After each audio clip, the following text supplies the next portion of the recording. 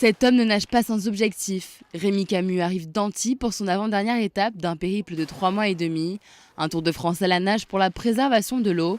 Parti de Dunkerque le 1er juin dernier, il a terminé cette aventure à Monaco ce dimanche. Avant cela, il a fait étape à Nice.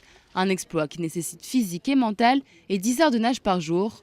8 mois de préparation intensive ont été nécessaires, mais c'est pour la bonne cause. En parcourant la mer du Nord, la Manche, l'océan Atlantique et la Méditerranée, il a ramassé un tas de déchets. Ce qui est le plus intéressant, c'est que quand je suis parti, j'avais en tête, en France, les courants n'étaient pas propices à ramener les déchets d'autres pays et forcément on avait un littoral français qui était plutôt préservé. Et je me suis rendu compte que ce n'était pas du tout le cas. Donc on a beaucoup de déchets dans le nord de la France, on en a vu énormément entre Bayonne et Hendaye qui provenaient de l'Espagne. Ce n'est pas des critiques que je fais, c'est juste des constats. Exactement la même chose ici, on a retrouvé entre le Cap d'Antibes et puis l'aéroport, tout écrit en italien. Donc le slogan qu'on porte sur cette aventure, qui est ce qui se passe là-bas nous concerne ici, est exactement le cas. C'est-à-dire que ce ne sont pas nos déchets et malheureusement on est obligé de faire avec, il faut les traiter. Donc ce n'est pas que national, c'est européen si on parle que de l'Europe.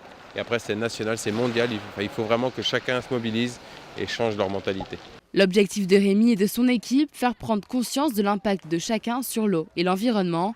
Des gestes simples à la portée de tous. Chacun a la possibilité de faire des choses, chacun peut porter une petite action. Ramasser 3 choses lorsqu'on vient profiter de la plage en repartant, c'est à la portée de tout le monde, ça prend 30 secondes de votre temps. Il y a des poubelles là, il y a des poubelles partout. Donc on est un pays on a réussi à développer ça, on a des infrastructures, on a des centres de recyclage, des centres de traitement, tri sélectif, etc. C'est à la portée de tout le monde. Il faut juste le vouloir pour changer les choses, tout simplement. Afin de pérenniser cette aventure, un livre, une BD et un documentaire vont retracer le parcours de Rémi. S'en suivra un tour de France des écoles pour sensibiliser les enfants à la préservation de l'eau.